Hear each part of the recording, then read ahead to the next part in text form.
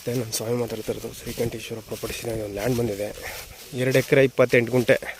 ಒಳ್ಳೆ box step ಇದೆ, red ಸ್ಯಾಲು ನೋಡಿ. ಪಕ್ಕದಲ್ಲಿ ಬೆಂಗಳೂರವ್ರು ತೊಗೊಂಡು ಒಳ್ಳೆ ಫಾರ್ಮ್ ಲ್ಯಾಂಡ್ ಮಾಡಿದ್ದಾರೆ, ಅಡಿಕೆ ತೋಟ. ಒಂದು ಸೈಡ್ ಫೆನ್ಸಿಂಗ್ ಹಾಕೋಗಿಲ್ಲ, ಯಾವಾಗಲೂ ಚಾನಲ್ ನೀರು ಹರಿತಾ ಇರುತ್ತೆ. ಇಲ್ಲಿ 100 ಅಡಿ ಅದ್ವಸ್ತೆಲ್ಲ ಆಗಿದೆ. ಇನ್ನು ಯಾರಿಗೆ ಬರುತ್ತೆ, ಅದ್ವಸ್ತಾಗಿದೆ ಎಲ್ಲ. ಒಳ್ಳೆ ಮೊಬೈಲ್ ಯಾವ ಥರ ಇದೆ ಅದೇ ಥರ ಇದೆ ಬಾಕ್ಸ್ ಸ್ಟೆಪ್ಪು. 1 ಎಕರೆಗೆ 38 ಲಕ್ಷ ಹೇಳ್ತಾರೆ, ನೆಗೋಷಿಯಬಲು.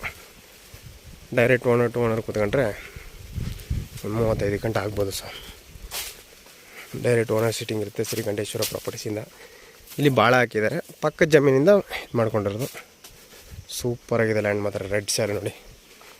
ಮೈಸೂರು ಪ್ಯಾಲೇಸ್ಗೆ ಈ ಲ್ಯಾಂಡಿಂದ 25 ಕಿಲೋಮೀಟ್ರ್ ಆಗುತ್ತೆ ಲ್ಯಾಂಡ್ಗೆ ನೋಡಿ. ಪಕ್ಕದಲ್ಲಿ ಒಳ್ಳೆ ತೋಟ, ಸೂಪರಾಗಿದೆ ಜನರಲ್ ಪ್ರಾಪರ್ಟಿ ನೋಡಿ.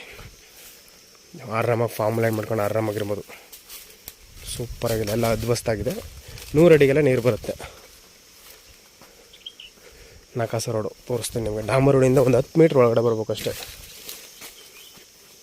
ಸೂಪರಾಗಿದೆ, ಫಾರ್ಮ್ ಲ್ಯಾಂಡ್ ಮಾಡ್ಕೊಂಡು ಆರಾಮಾಗಿರ್ಬೋದು